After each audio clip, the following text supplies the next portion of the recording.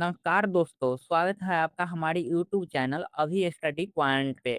तो आज के इस क्लास में हम क्लास 12th के मनोविज्ञान के अध्याय 1 को शुरू से अंत तक पूरी थ्योरी को साथ पढ़ेंगे। इस अध्याय के सभी महत्वपूर्ण टॉपिक्स को आसान भाषा और उदाहरणों के माध्यम से समझेंगे, ताकि बोर्ड परीक्षा में किसी भी प्रकार का कोई भी प्रश्न आए तो आप आत्मविश्वास के साथ उत्तर लिख सके। इस वीडियो में हम केवल परिभाषाएं ही नहीं बल्कि उनके अर्थ, विशेषताएं और परीक्षा की दृष्टि से महत्वपूर्ण बिंदुओं पर भी चर्चा करेंगे। इसलिए पूरी क्लास को ध्यान से देखें और बीच-बीच में नोट्स भी बनाते रहें। तो आइए समय को बिना गवाए क्लास को शुरू करते हैं। तो सबसे पहले इसके परिचय को देखते हैं। मनोविज्ञान एक विज्ञान है जो मन और व्यवहार का अध्ययन कराता है। मन और व्यवहार का अध्ययन कराता है मनोविज्ञान। यह व्यक्ति के अनुभवों, उसके मानसिक प्रक्रियाओं और सामाजिक सांस्कृतिक संदर्भ में उसके व्यवहार को समझने का प्रयास कराता है। कौन? मनोविज्ञान। अब मनोविज्ञान शब्द ग्रीक भाषा के 2 शब्दों से बना है। इंग्लिश में इसको बोलते हैं, ग्रीक भाषा में साइकी, जिसका हिंदी होता है मन या आत्मा, और लोगस जिसका हिंदी होता है अध्ययन, विज्ञान। साइकी और लोगस, साइकोलॉजी, ये दोनों मिलकर साइकोलॉजी बना है, और मनोविज्ञान हिंदी में इसको बोलते हैं। ठीक है? आगे बढ़ते हैं। आगे है मनोविज्ञान क्या है? मनोविज्ञान को सामान्यतः मन और व्यवहार का वैज्ञानिक अध्ययन कहा जाता है। मनोविज्ञान को क्या कहा जाता है? मन और व्यवहार का वैज्ञानिक अध्ययन क्या कहलाता है? मनोविज्ञान कहलाता है। परंतु यह परिभाषा थोड़ी सीमित है, क्योंकि मनोविज्ञान केवल बाहरी व्यवहार तक सीमित नहीं है, बल्कि व्यक्ति के अनुभव, चेतना और मानसिक प्रक्रियाओं को भी समझने की कोशिश कराता है मनोविज्ञान। ठीक है? आगे है मनोविज्ञान के 3 मुख्य पक्ष है। पहला है अनुभव। अनुभव यानी एक्सपीरियंस, व्यक्ति परक अनुभव, जो व्यक्ति स्वयं महसूस करता है ना, उसी को अनुभव कहते हैं। दूसरा है व्यवहार, बिहेवियर, बाहरी रूप से दिखने वाली प्रतिक्रियाएं।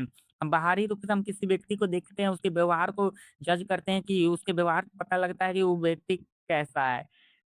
तीसरा है मानसिक प्रक्रियाएं, मेंटल प्रोसेस, सोचना, याद रखना, समस्या का समाधान करना, ये सब क्या किसमें आता है? मानसिक प्रक्रियाएँ में आता है। आगे बढ़ेंगे। आगे है मनोविज्ञान कैसा है? मनोविज्ञान एक विज्ञान कैसे है? मनोविज्ञान एक विज्ञान कैसे है? मनोविज्ञान को विज्ञान कहा जाता है क्योंकि यह व्यवस्थित और वैज्ञानिक पद्धतियों का उपयोग कराता है। क्या? कौन? मनोविज्ञान।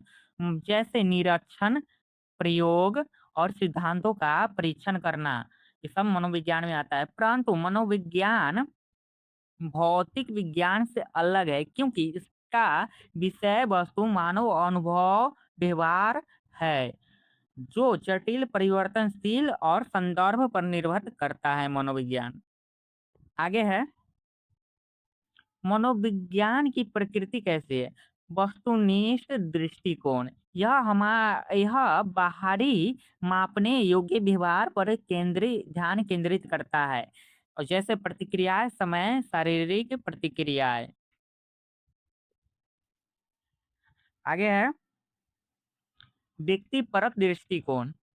यह व्यक्ति के आंतरिक अनुभव, अंदर से जो व्यक्ति अनुभव करता है, उससे भावनाओं और विचारों को समझने पर केंद्रित होता है व्यक्तिपरक दृष्टिकोण।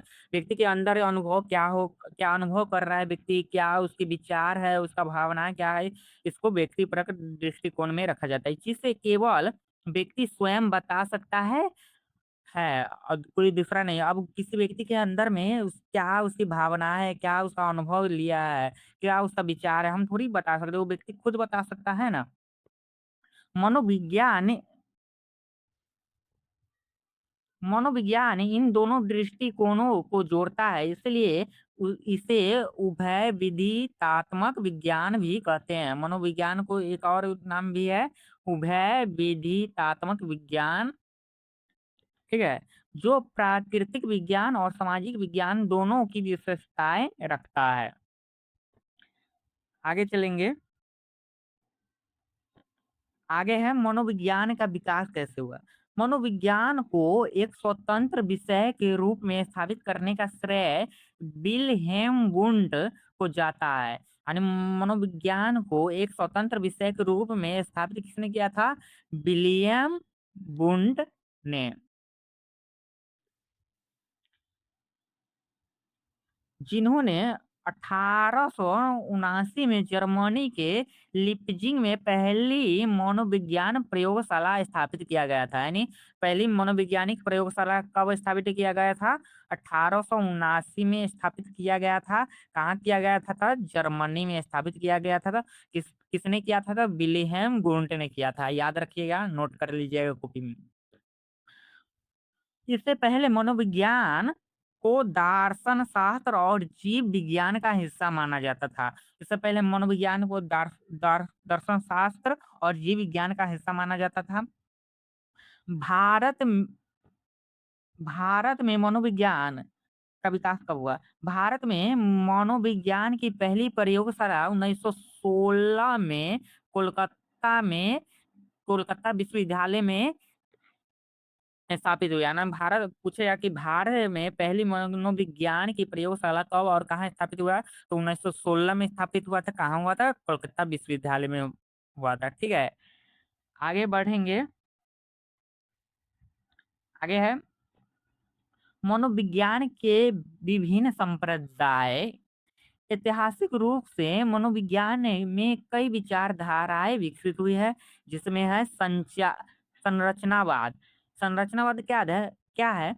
वुंड द्वारा परिवर्तित मन की संरचना को मूल तत्वों में विभाजित करने के समझने का प्रयास करता है, वह संरचनावाद कहलाता है। यानी मन की संरचना को मूल तत्वों में विभाजित करके समझने का प्रयास करता है, वह संरचनावाद कहलाता है। आगे है प्रकार्यवाद क्या है?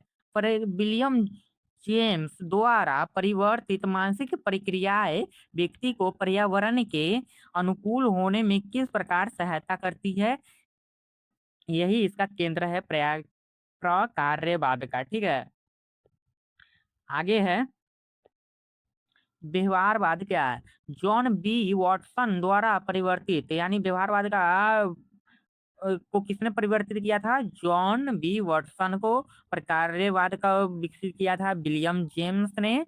और संरचनावाद को वुंड द्वारा परिवर्तित किया गया था। ये सब याद रखिएगा, नोट कर लीजिएगा। ठीक है, चलो अब टॉपिक पर आते हैं। व्यवहारवाद को जॉन बी वॉटसन द्वारा परिवर्तित किया गया था। केवल मापने योग्य बाहरी बाहरी व्यवहार का अध्ययन करना है। जो बाहर से अध्ययन करते हैं उसको व्यवहारवाद में रखा जाता है। ठीक है, आगे है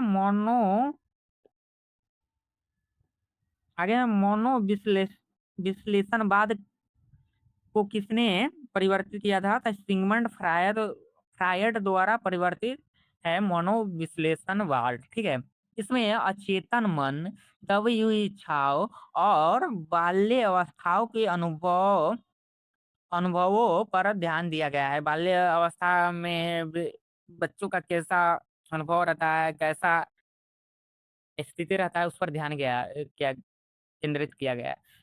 आगे है गेस्टाल्ट मनोविज्ञान। ये क्या है?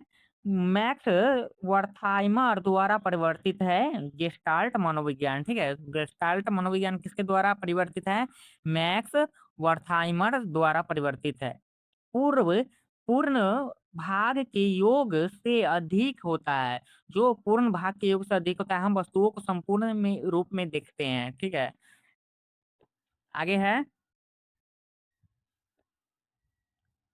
मानवतावादी मनोविज्ञान। मानवतावादी मनोविज्ञान का प्रवर्तक कौन है? कार्ल कार्ल रोजर्स कभी-कभी पूछता है, इसको ध्यान दे रखिएगा। मानवतावादी मनोविज्ञान का प्रवर्तक कौन है? कार्ल रोजर्स और अब्राहम मैस्लो द्वारा परिवर्तित किया गया है। मानव की सकारात्मक क्षमता और आत्मबोध पर केंद्रित किया गया है इसको। ठीक है? आगे बढ़ते हैं।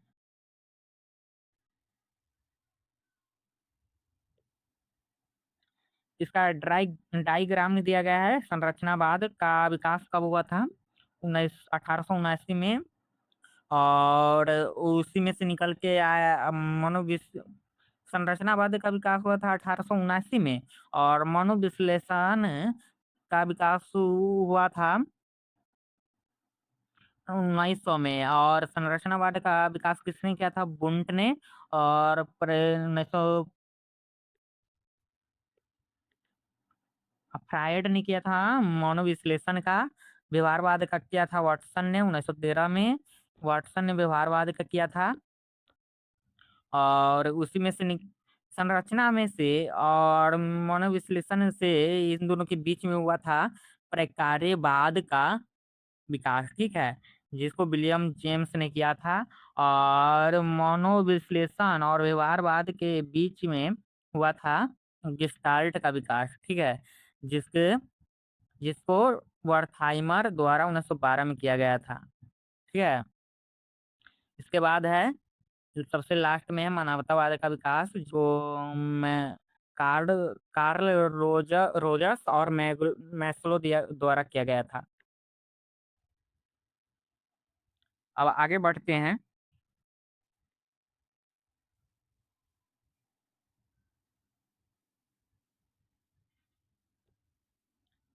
आगे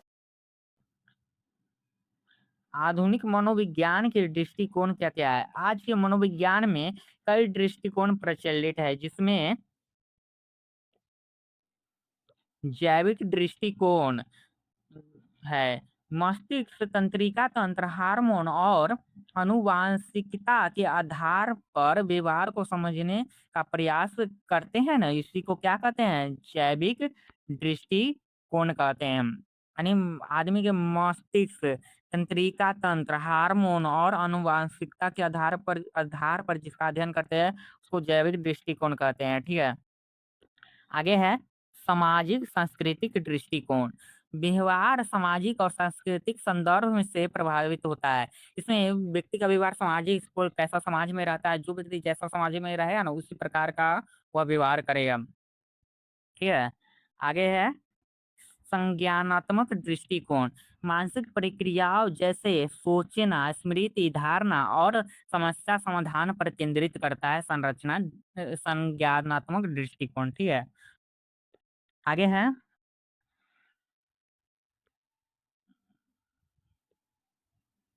है मनोविश्लेषणात्मक दृष्टिकोण क्या है? अचेतन मन और बाल्य अवस्था के अनुभव अचेतन मन और बाल्य अवस्था के अनुभव व्यवहार को कैसे प्रभावित करता है, इसके बारे में पढ़ते हैं विश्लेषणात्मक दृष्टिकोण में। ठीक है? आइए मानवतावादी दृष्टिकोण क्या है? आत्मबोध और व्यक्तिगत विकास की क्षमता पर केंद्रित होता है मानवतावादी दृष्टिकोण। ठीक है? आत्मबोध और व्यक्तिगत विकास की क्षमता पर केंद्रित हो रहते हैं। आगे बढ़ते हैं। ये उसका डायग्राम दिया गया है, जो आप समझ लीजिएगा वीडियो को पॉज करके। आगे बढ़ते हैं। आगे है मनोविज्ञान की उपशाखाएं क्या क्या है? पहला है मूल मनोविज्ञान, यानी बेसिक साइकोलॉजी। बेसिक साइकोलॉजी में आता है सामान्य मनोविज्ञान, असामान्य मनोविज्ञान, सामाजिक मनोविज्ञान, विकासात्मक मनोविज्ञान और मनोमिति मनोविज्ञान। इसको मानसिक परीक्षणों का निर्माण और मापन पर आधारित होता है मनोमिति विज्ञान। आगे है अनुप्रयुक्त मनोविज्ञान। अनुप्रयुक्त मनोविज्ञान क्या है? अ, अनुप्रयुक्त मनोविज्ञान में कौन कौन आता है? नैदानिक मनोविज्ञान, जो मानसिक विचारों का निदान और उपचार करता है। ठीक है? दूसरा है शैक्षिक मनोविज्ञान, जो शिक्षण अधिगम प्रक्रिया का अध्ययन कराता है। तीसरा है औद्योगिक संगठनात्मक मनोविज्ञान, कार्यस्थल में व्यवहार का अध्ययन कराता है। आगे है स्वास्थ्य मनोविज्ञान, जो स्वास्थ्य और बीमारी में मनोवैज्ञानिक कारकों का अध्ययन कराता है। आगे है खेल मनोविज्ञान, जो खेल से संबंधित होता है। पर्यावरण मनोविज्ञान, जो पर्यावरण से संबंधित रहता है। ठीक है, ये सब पॉइंट याद रखिएगा। याद रखने वाला चीज है कि अनुप्रयुक्त मनोविज्ञान की कौन कौन सी शाखाएं हैं। आगे बढ़ते हैं। मनोविज्ञान के ही कुछ उप शाखाएं दिए गए हैं, जिसको समझा देते हैं। मनोविज्ञान में पहला है मूल मनोविज्ञान। मनोविज्ञान में सामान्य मनोविज्ञान आते हैं, असामान्य मनोविज्ञान आते हैं, सामाजिक मनोविज्ञान होता है, विकासात्मक मनोविज्ञान होता है, मनोमिति मनोविज्ञान होता है। सब पीछे पढ़ा भी दिए हैं और यहाँ दिया भी गया है, इसको सही से तनखा रिमेम्बर कर लीजिएगा। आगे बढ़ते हैं।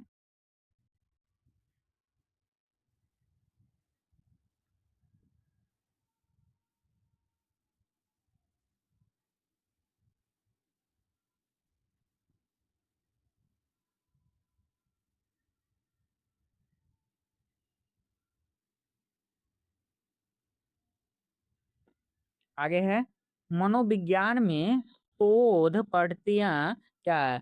मनोविज्ञान में आंकड़े इकट्ठा करने के लिए विभिन्न पद्धतियों का उपयोग होते हैं। ठीक है, विभिन्न मनोविज्ञान में आंकड़े इकट्ठा करने के लिए विभिन्न माध्यम का उपयोग प्रयोग करते हैं, जिसमें है निरीक्षण विधि, व्यवहार को प्राकृतिक परिस्थितियों में देखकर अध्ययन करना को, यानी व्यवहार को प्राकृतिक परिस्थितियों में देखकर अध्ययन करते हैं, उसको क्या बोलते हैं, निरीक्षण विधि। आगे है दूसरा है प्रायोगिक विधि। नियंत्रित परिस्थितियों में चर को बदलकर बदलकर कारण प्रभाव संबंध स्थापित करना क्या कहलाता है, प्रायोगिक विधि। आगे है व्यक्तिगत अध्ययन। किसी व्यक्ति या समूह का गहराई से अध्ययन करना। किसकी बात, व्यक्ति के बारे में या समूह के बारे में हम गहराई से जानते हैं, अध्ययन करते हैं, वो क्या कहलाता है, व्यक्तिगत अध्ययन। आगे है सर्वेक्षण विधि। बड़ी जनसंख्या से प्रश्नावली या इंटरव्यू द्वारा जानकारी इकट्ठा करना क्या कहलाता है, सर्वेक्षण विधि। किसी भी चीज की जानकारी हम इंटरव्यू द्वारा लेते हैं। किस प्रश्न वाली जनसंख्या, बड़ी जनसंख्या से प्रश्न पूछ कर लेते हैं, सब इंटरव्यू इंटरव्यू या कोई एग्जाम एग्जाम होता है ना, ये सब सर्वेक्षण विधि में आता है। ठीक है, आगे है मोन मनोवैज्ञानिक परीक्षण। मानकीकृत परीक्षणों के द्वारा व्यक्ति की क्षमताओं, बुद्धित्व और बुद्धि का मापन कहलाता है मनोवैज्ञानिक परीक्षण। ठीक है, आगे बढ़ते हैं। ये सब इसमें दिया गया है डायग्राम में। तो आगे बढ़ते हैं, अगला है मनोविज्ञान और सामान्य ज्ञान में क्या अंतर है। मनोविज्ञान को कभी कभी सामान्य ज्ञान समझ लिया जाता है, परंतु यह वास्तव में वैज्ञानिक पद्धति पर आधारित अनुशासन है। सामान्य ज्ञान अक्सर अवलोकन और परंपरा पर आधारित होता है, जबकि मनोविज्ञान व्यवस्थित अनुसंधान, परीक्षण योग्य परिकल्पनाओं और प्रमाणों पर आधारित निष्कर्षों का उपयोग करता है। कौन, मनोविज्ञान है, यानी दोनों में थोड़ा थोड़ा अंतर रहता है। ठीक है, एक नहीं रहता है। आगे है मनोविज्ञान की उपयोगिता क्या है। मनोविज्ञान का उपयोग जीवन में कई क्षेत्रों में होता है। पहला है मानसिक स्वास्थ्य समस्याओं का निदान करने के लिए भी मनोविज्ञान का उपयोग किया जाता है। किसी व्यक्ति का मेंटल स्थिति खराब है तो उसमें मनोविज्ञान का प्रयोग किया जाता है मानसिक स्थिति को सुधारने के लिए। आगे दूसरा है शिक्षा में बेहतर शिक्षण विधियां विकसित करना, कार्यस्थल पर उत्पादकता और कर्मचारी कल्याण बढ़ाना, व्यक्तिगत विकास और आत्मसमझ में सहायता करना, सामाजिक समस्याओं को समझना और हल करना। ये सब मनोविज्ञान, इस सब में मनोविज्ञान का उपयोग होता है। ठीक है, आगे बढ़ते हैं। कुछ महत्वपूर्ण शब्दावली दी गई है मनोविज्ञान के बारे में। पहला है मनोविज्ञान, जिसको साइकोलॉजी बोलते हैं। मन और अर्थ मन और व्यवहार का वैज्ञानिक अध्ययन क्या कहलाता है? मनोविज्ञान कहलाता है। मनोविज्ञान क्या कहलाता है? मन और व्यवहार का वैज्ञानिक अध्ययन मनोविज्ञान कहलाता है। दूसरा है व्यवहारवाद क्या है? केवल बाहरी मापने योग्य व्यवहार के अध्ययन पर केंद्रित संप्रदाय है व्यवहारवाद। ठीक है, केवल बाहरी मापने योग्य व्यवहार के अध्ययन पर केंद्रित क्या है? संप्रदाय क्या है? व्यवहारवाद है। आगे है मनोविश्लेषण क्या है?